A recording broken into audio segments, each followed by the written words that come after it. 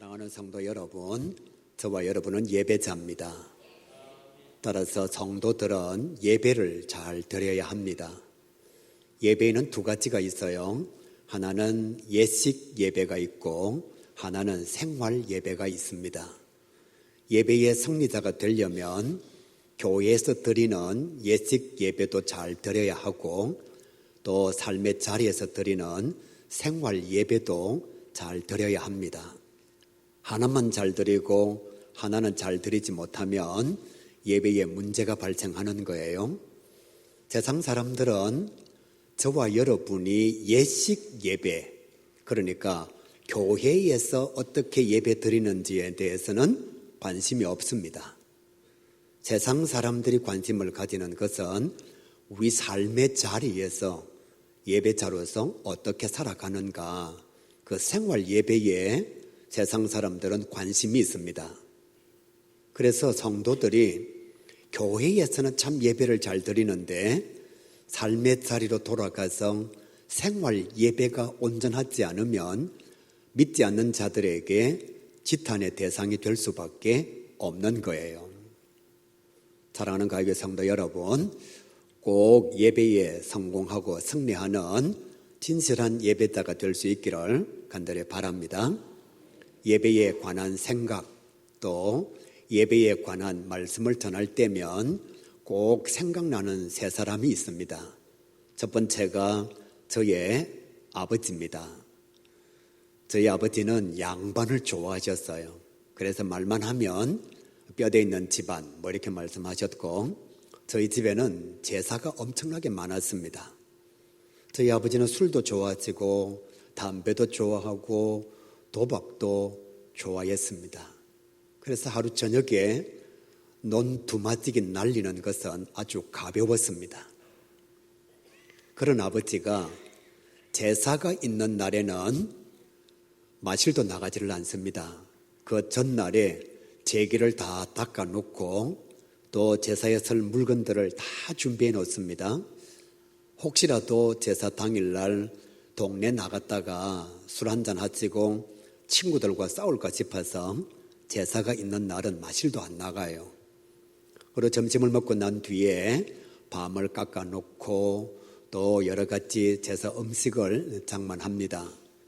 그리고 정확하게 6시가 되면 지방을 한문으로 씁니다. 현고 학생 부근 신위 이렇게 또 저희 할머니 뭐 여러 분 지방을 썼지요. 그리고 저한테 제사에 대한 얘기를 나눠줍니다. 두동미서, 오동육서, 홍동백서, 조율리시 뭐 이런 제사 방법을 6시가 지나면 아버지가 다 얘기를 해줘요. 그리고 밤 12시가 되면 정확하게 제사를 지냅니다. 정말 지극정성으로 제사를 지내셨어요. 그런 아버지의 모습을 제가 보았습니다. 두 번째가 누군가 하면 저의 숙모입니다.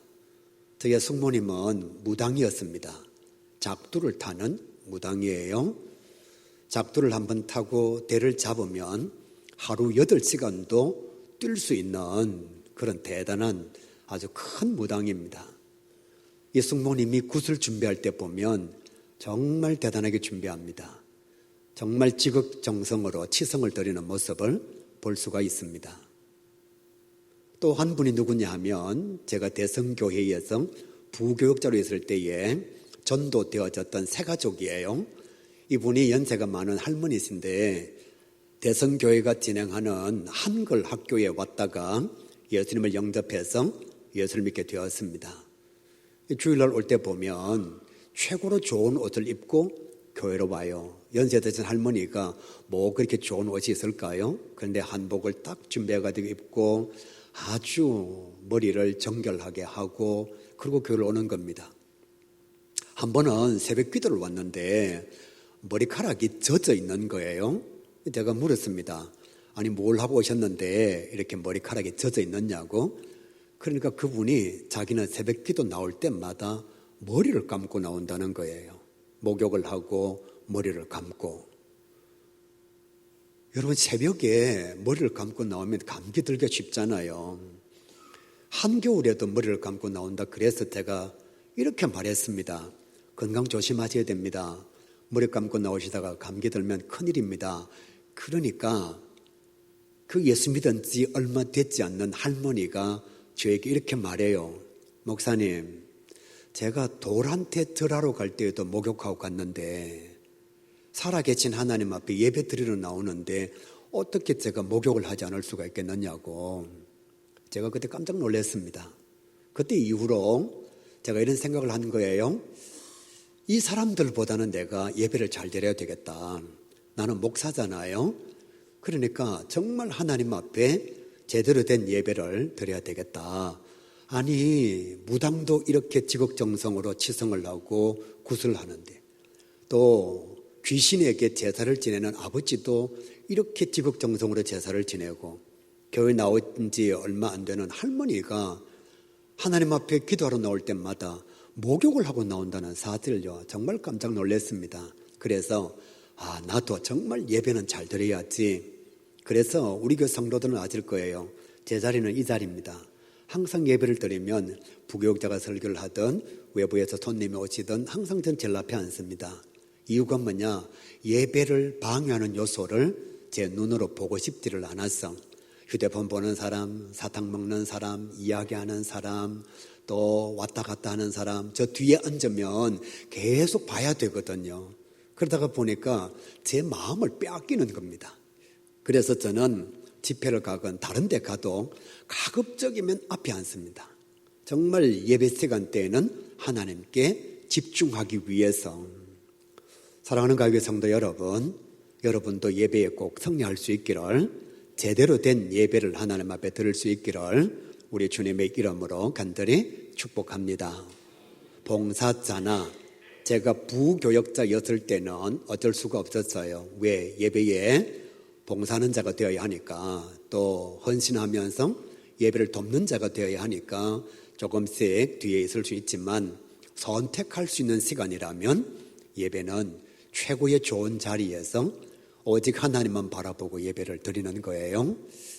오늘 성경 말씀이 그런 내용입니다.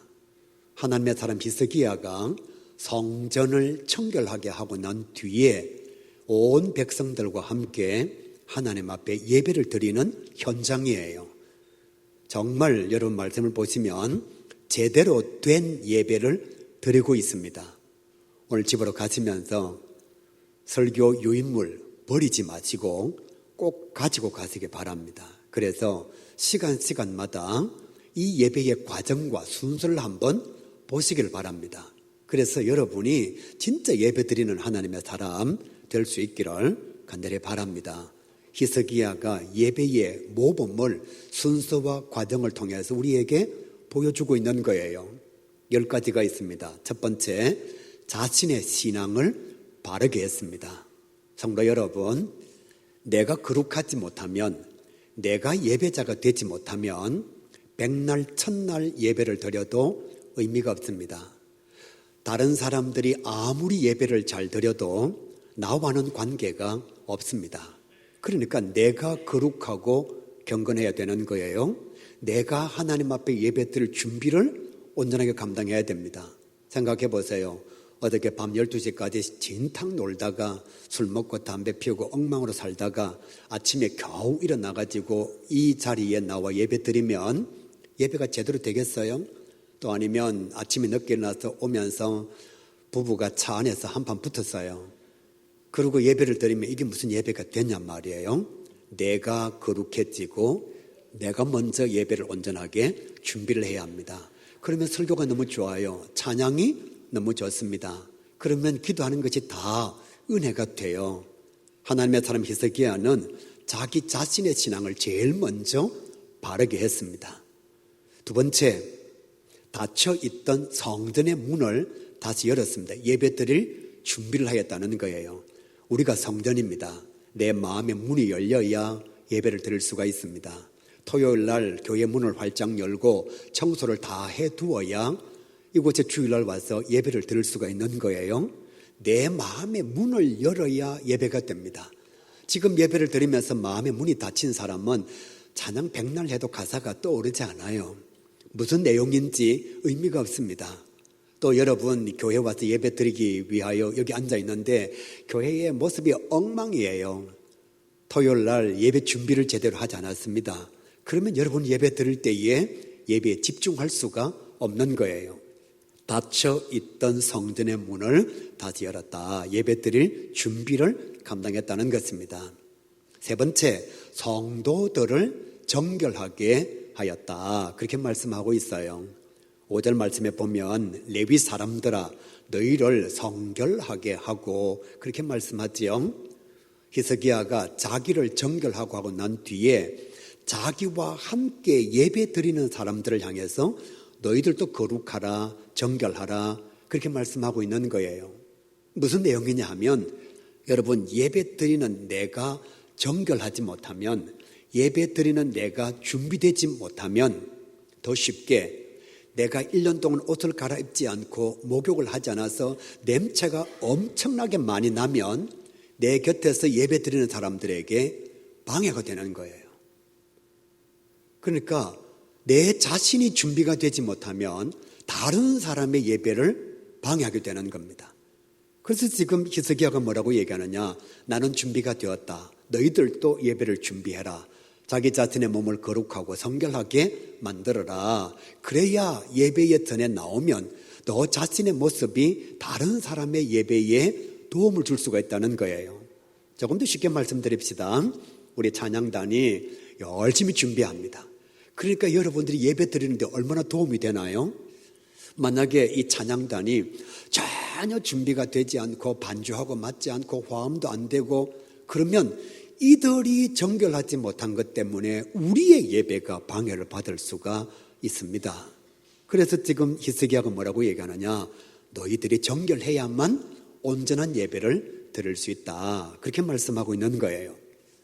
네 번째, 성전 정결을 선포하게 됩니다. 5절 말씀에 여호와의 전을 성결하게 하여 그 더러운 것을 성소에서 없애라. 여러분 꼭 기억하시길 바랍니다. 정말 꼭 기억하시길 바랍니다. 예배를 드리는데 방해가 되는 것은 여러분의 속에서 다 제거해야 합니다. 성경은 이렇게 말씀하잖아요. 예배 드리러 오기 전에 형제와 다툰 것이 생각나거든 먼저 화해하고 와서 예배를 드려라. 왜? 다투고 난 뒤에 성질나서 예배 드리면 예배가 안 돼요. 마음속에 분노가 일어나고 있고 감당할 수 없는 감정의 고조가 격차가 되고 있는데 여러분 어떻게 예배를 드릴 수가 있겠어요? 그래서 지금 히스기야가 이렇게 말하는 거예요. 예배 드림에 방해가 되는 것은 다 없애라. 미리 제거해라. 그래서 성도 여러분 혹시라도 토요일 날 저녁에 부부싸움 하거든 주일이 오기 전에 빨리 화해하시기 바랍니다. 그거 하지 않으면 예배 현장에 나오면 예배가 잘 되지 않아요. 또 오다가 접촉사고가 나서 차가 망가졌어요. 지금 아마 저를 쳐다보는 눈길 가운데 이러고 있는 사람 분명히 올 때 무슨 일이 있었던 사람이에요. 그러니까 예배에 집중이 안 돼요. 저 차 수리비가 얼마 나올까? 그 사람 안 다쳤는가? 또 아니면 차가 어떻게 망가졌을까?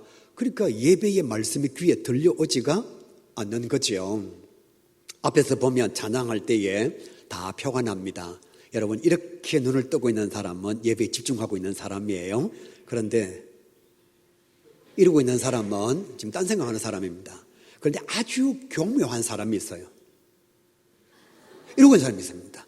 분명히 쳐다는 보는데 멍한 거예요. 이런 사람은 예배에 집중이 안 되는 거죠. 왜?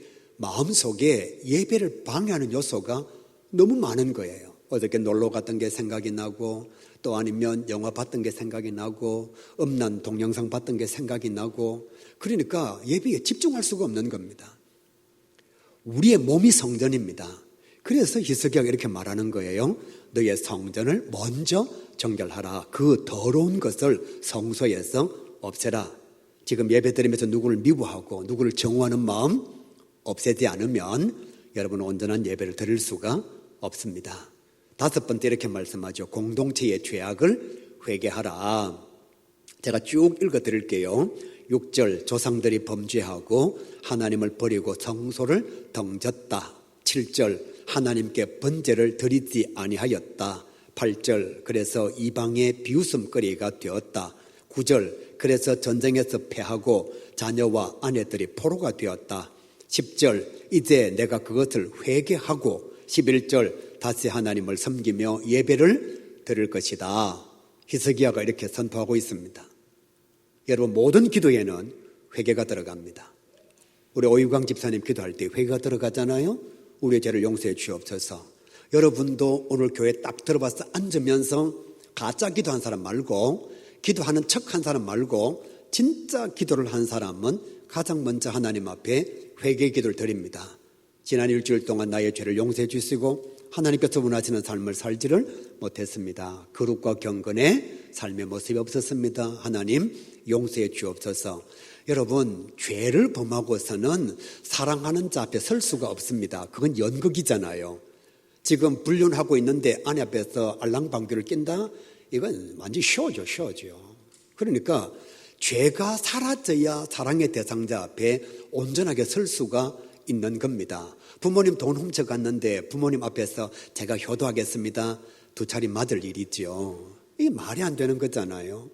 그래서 예배자는 하나님 앞에 예배를 드리기 전에 자기의 죄를 먼저 회개해야 되는 거예요. 여러분 교회 오시거든 그냥 형식적으로 기도하지 마시길 바랍니다. 한 분의 기도를 드려도 하나님 나의 죄를 용서해 주옵소서. 나의 삶이 달라지기를 원합니다. 누군가의 마음에 상처를 준 것이 있으면 하나님 깨끗하게 하나님께서 위로해 주시고 씻어 주옵소서. 여러분 이게 신앙인의 기도잖아요. 하나님 땡큐 나도 땡큐 끝. 그러면 그게 기도가 무슨 의미가 있습니까? 그래서 히스기야가 말하는 거예요. 먼저 하나님 앞에 예배드리기 전에 자기의 죄악을 회개하라 그렇게 말씀하는 겁니다. 여섯 번째 예배의 사명자들을 세웠습니다. 12절 이에 웰레위 사람들이 일어나니 그렇게 말씀하잖아요. 여러분 예배를 드리려면 목사가 있어야 됩니다. 아무나 설교하면 되지 뭐 아닙니다. 찬양단이 있어야 됩니다. 아이고 뭐 노래 좀 잘하면 찬양하면 되지 뭐 아닙니다. 조수미가 와도 임명받지 못하면 찬양단에 설 수가 없어요. 예배를 위해서 구별되어진 하나님의 사람들이 있어야 된다는 거예요.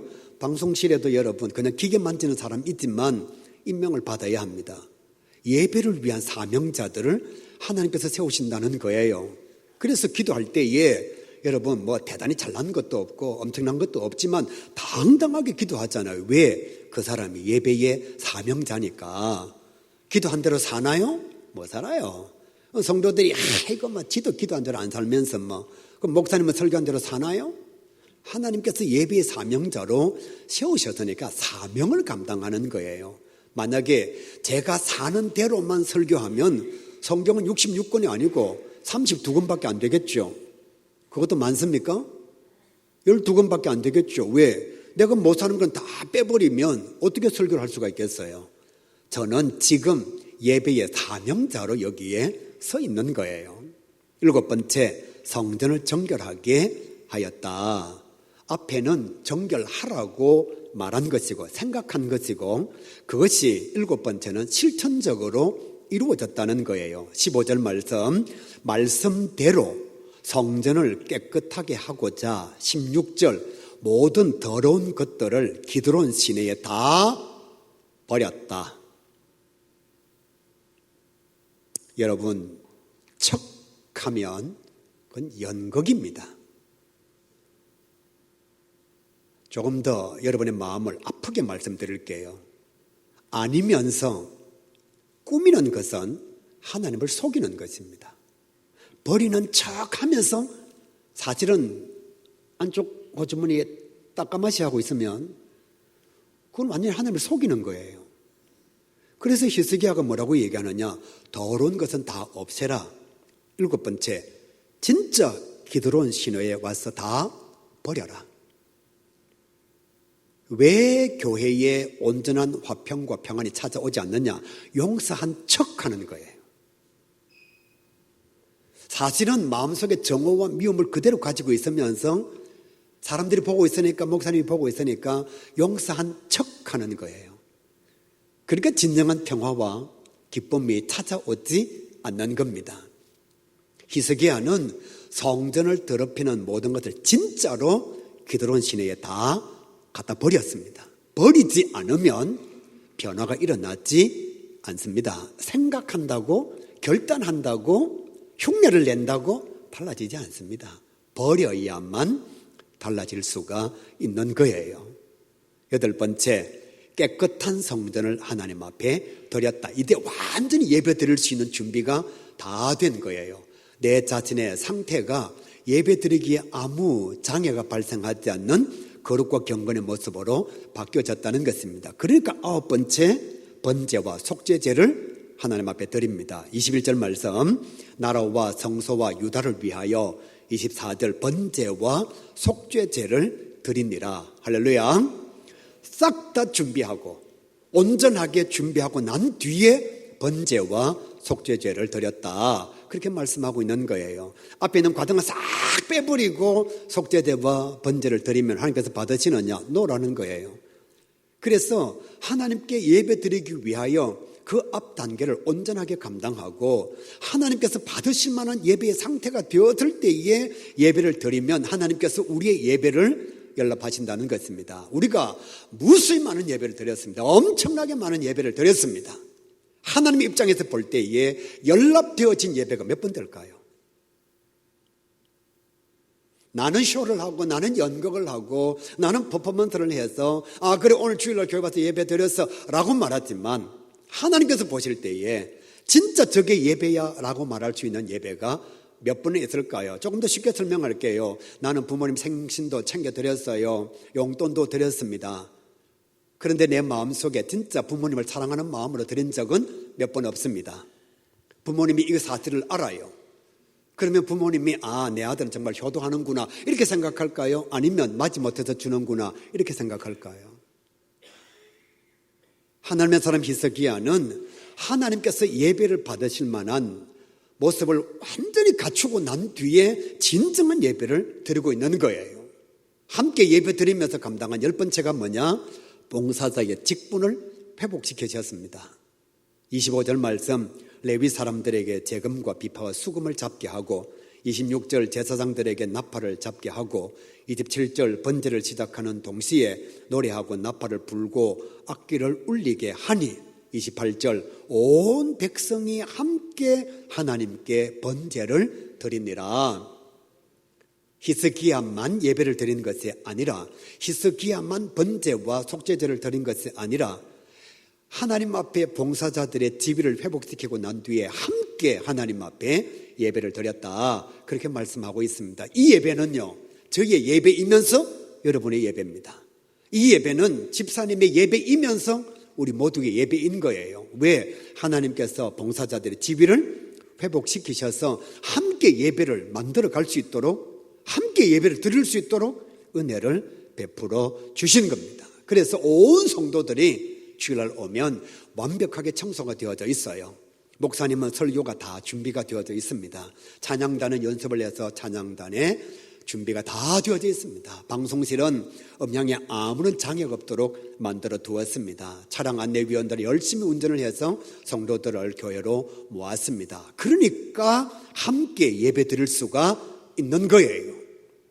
다 준비가 되었는데 방송실이 지금 음향이 제대로 나오지 않는다. 온전한 예배 드리기 어렵습니다. 다 준비가 되어졌는데 찬양단이 제대로 되지 않는다. 다른 사람 말해서 미안합니다. 제가 설교를 하나도 준비를 안 해서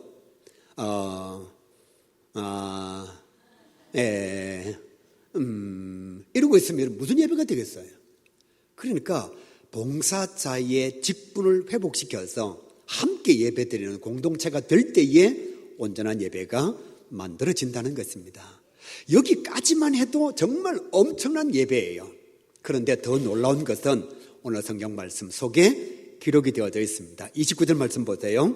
제사를 마치고 모든 사람들이 다 엎드려 경배하였다. 누구를 경배하였느냐? 오직 하나님께만 영광을 돌렸다는 것입니다. 여러분, 예배가 끝나고 난 뒤에 오늘 찬양단 찬양 잘하대, 오늘 목사님 설교를 잘하대, 아니면 이 교회는 건물이 좋아. No. 찰스 스펄전 목사님 이렇게 얘기합니다. 여러분, 설교가 끝나고 난 뒤에, 예배가 끝나고 난 뒤에 나 찰스 스펄전이 여러분의 기억 속에 남으면 나는 예배 방해자입니다. 설교가 끝나고 난 뒤에 여러분의 기억 속에는 십자가와 복음과 하나님만 남겨져야 합니다. 그래야 나도 예배를 드린 자입니다. 이것이 찰스 스펄전 목사님의 고백이에요. 그러니까 예배의 모든 영광은 목사님이나 사람이 아닙니다. 하나님께로 가야 합니다. 이스라엘 백성들은 모두가 다 엎드려 하나님께 영광을 돌렸다, 그렇게 말씀하지요. 30절 말씀요, 레위 사람들이 절곡으로 찬송하고 절하며 예배하였다, 그렇게 말씀합니다. 저를 보십시오. 여러분, 억지로 찬송하지 마십시오. 맞지 못해서 예물 드리지 마시기를 바랍니다. 즐거움과 기쁜 마음으로 예배를 드려야 됩니다. 어머님 생신, 아버님 생신을 챙겨 드리는데 인상 팍 썩어 이러고 여러분 생신해드리면 부모님 마음이 무너지잖아요. 결혼기념일 날 정말 작은 선물을 해도 여보 사랑해 그러고서 뭐 그냥 사랑해도 좋지만 가방 사, 똑같은 사자지만, 그죠? 비싼 것 아니어도 마음이 있는 축하가 진짜 축하잖아요. 그런데 가방 하나 사주면서 빽만 추하고 말이야 허영기 들어가지고 이러면 이게 무슨 기쁨이 되겠어요? 그러니까 레위 지파들이 하나님 앞에 찬양할 때 다 기쁨을 했다는 거예요. 봉사자 여러분, 예배드리는 성도 여러분, 기쁨으로 감당하시기 바랍니다. 즐거움으로 감당하시길 바랍니다. 31절 말씀에 자원하여 감사제물과 번제물을 드렸다. 여러분 헌금할 때에 아까운 마음이 들거든 하지 마세요. 억지로 하지 마세요. 성경은 이렇게 말씀합니다. 인색함으로나 억지로 마지 못해서 드리면 하나님을 능멸하는 것이다. 하나님은 받지 아니하신다. 그렇게 말씀하고 있습니다. 저는 정말 여러분 첫 11조 하면서 울었습니다. 내가 벌어서 하나님 앞에 11조를 드릴 수 있다는 게 얼마나 감사했던지. 지금도 마찬가지입니다. 헌금할 때마다 너무너무 기분이 좋습니다. 여러분 한번 여러분의 사고를 바꿔 보십시오. 내가 돈을 많이 벌어서 11조를 많이 하니까 돈이 아깝다 이 생각이 드는 거죠. 반대로 하나님 내가 11조 1조 할 테니까요 나에게 100조를 주십시오. 아무도 아멘을 안 하시네요. 여러분 내가 11조를 많이 한다는 것은 하나님께서 내게 엄청난 재물을 주신 거예요. 그러니까 11조를 많이 하기 위해서 재물을 많이 가지면 이거 복이잖아요. 그런데 이 재물이 내 거라고 생각하고서 11조를 하려고 하니까 자꾸 아까운 거예요. 그러니까 인색함을 억지로 드리는 겁니다. 이건 내 거라고 생각하니까. 반대로 하나님께서 나에게 11조 많이 하시라고 이렇게 많은 재물과 예물을 주셨구나 라고 생각하면 드릴 때 얼마나 기쁜지. 저는 정말 그래요. 제가 소득은 많지 않습니다만 우리 교회에서 여기까지만 얘기하겠습니다. 그러니까 32절 말씀을 보면 드린 재물이 넘쳐났다. 얼마만큼 넘쳐났느냐? 제사장들이 재물을 다듬을 수 없을 만큼 넘쳐나서 레위 지파 사람들이 함께 제사장을 도왔다. 그렇게 말씀하고 있습니다.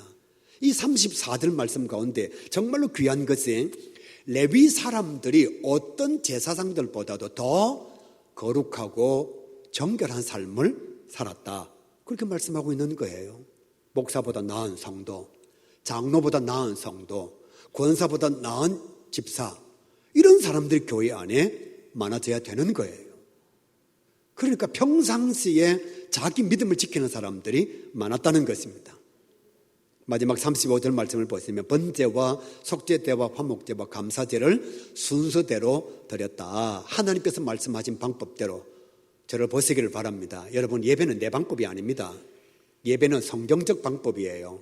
그런데 사람들이 성경적 방법을 다 모르다가 보니까 예배에 많은 모습들과 다양한 요소들이 있습니다. 그래서 장로교는 이렇게 예배를 드리고 또 침례교는 이렇게 예배를 드리고 오전 예배는 이렇게 드리고 오후 예배는 이렇게 드리고 순서는 없습니다만은 예배 형식은 있는 거예요. 내용은 있는 것입니다. 여러분 교회도 마찬가지입니다. 교회는 절대로 내 마음에 드는 교회가 좋은 교회가 아닙니다. 여러분 우리 부산에 1800개 교회 있는데 한번 다녀보십시오. 여러분 마음에 딱 드는 교회가 있는지 없는지 없어요. 우리 가약교회 제가 담임 목사입니다만은 제 마음에 드느냐? 아니에요. 교회는 예수님의 마음에 드려야 됩니다. 마찬가지로 교회 예배의 방법은 하나님 보시기에 아름다운 방법이어야 된다. 그렇게 말씀하고 있는 거예요. 자, 여기까지의 결과를 통해서 어떤 현상이 나타났느냐? 36절 말씀, 하나님께서 이 모든 일을 하셨으므로 왕이 온 백성들과 함께 기뻐하였다. 사랑하는 가교회 성도 여러분, 예배를 드리고 나가면 기쁨이 충만해야 됩니다. 어떤 교회가 좋은 교회인지 안 좋은 교회인지는 누가 제일 잘 아느냐? 부산 시내에 있는 택시 기사분들이 제일 잘 안답니다. 어떤 교회 앞에 가서 성도를 태웠는데 예배 마치고 나오는 성도의 모습에 얼굴이 환하고 기쁨과 즐거움이 넘치고 교회 다니라고 얘기하고 우리 목사님 좋다고 얘기하고 우리 교회가 짱이라고 얘기하는 그 교회는 막 부흥하는 교회예요. 그런데 예배 드리고 나오는 성도를 태웠는데 얼굴이 인상이 완전히 니죽으리 상이고 완전히 그냥 꾸다난 보리자루 같고 교회에 대한 얘기도 하지 않고 불평만 하고 있고 그러면요, 그 교회는 곧 문 닫을 교회예요. 그러니까 예배를 드리는 사람들은 나갈 때에 그 마음속에 기쁨과 즐거움이 풍성해야 됩니다. 여기까지가 히스기야가 예배 드린 예배 형식이에요. 사랑하는 성도 여러분, 이것이 교회고 이것이 예배입니다. 우리 가야교회가 이런 교회가 되어야 하고 이런 예배를 드려야 합니다. 저와 여러분, 예배에 성공하면 삶의 현장에서 승리할 수 있습니다. 예배를 제대로 드리지 못하면 삶은 보나마나합니다. 왜? 진짜 사랑하고 진짜 경외하는 하나님 앞에 예배 드리는 게 엉망인데 알지도 못하는 사람들 앞에 가서 온전한 삶을 산다고요? 그건 뻥이죠. 그래서 예배를 제대로 드리는 사람은 삶의 현장에서도 온전한 삶을 영위할 수밖에 없습니다. 자, 이런 예배를 드리기 위해서 꼭 감당해야 될 7가지가 있습니다. 기억하시길 바랍니다. 첫 번째, 자기가 거룩해야 됩니다. 목사님이 아무리 거룩해도 자기가 거룩하지 않으면 온전한 예배 드릴 수가 없습니다. 두 번째, 교회가 건강해야 됩니다. 이단은 아무리 가도 좋은 예배를 드릴 수가 없습니다. 아무리 교회 건물이 좋아도 이단에서는 온전한 예배 드릴 수가 없습니다. 그러니까 교회가 건강해야 돼요. 세 번째, 사명자들을 바르게 세워야 됩니다. 목사님이 영 엉망이에요. 삐딱해요. 인격이 완전히 바닥입니다. 성품이 개차반이에요. 그러면 그 교회는 보나마나예요. 찬양단 리더가 완전히 타락해 있고 범죄하고 마약하고 이런 사람이면 그게 무슨 예배가 되겠어요. 그러니까 사명자를 바르게 세워야 됩니다. 네 번째, 자기 자신의 사명에 충실해야 됩니다. 지금 예배 드리고 있는데 단 한 존재도 자기 자신의 사명에 충실하지 않으면 온전한 예배가 드려질 수가 없습니다. 지금 불이 가버렸다, 캄캄하다, 예배의 방해가 발생할 수밖에 없는 거예요. 다섯 번째, 내 방법이 아니라 말씀의 방법대로 예배 드리는 자가 되어야 합니다. 자꾸 자기가 원하는 방법을 생각하니까 예배 드리면서 짜증이 나고 불평과 원망이 생기는 거예요. 찬양을 많이 해야지 말이야. 그러니까 또 반대쪽에서는 무슨 예배 한 시간 찬양을 25분이나 하느냐고. 또요, 목사님 설교를 좀 길게 해야지. 그러니까 한쪽에서는요, 아니 무슨 설교를 40분 매주일 하느냐고. 참고로 저는 25분에서 30분밖에 하지 않습니다. 그러니까 다 자기 소원의 방법을 찾으면 예배가 온전해질 수가 없습니다. 여섯 번째, 주신 은혜에 감사하고 하나님께 영광을 돌려야 합니다. 마지막, 기쁘고 즐거운 마음으로 세상으로 나아가야 합니다. 이럴 때에 온전한 예배가 되는 거예요. 저와 여러분이 온전한 예배자 꼭 되어서 정말 하나님께서 받으시는 예배를 드리는 주의 자녀가 될 수 있기를 우리 주님의 이름으로 간절히 축복합니다.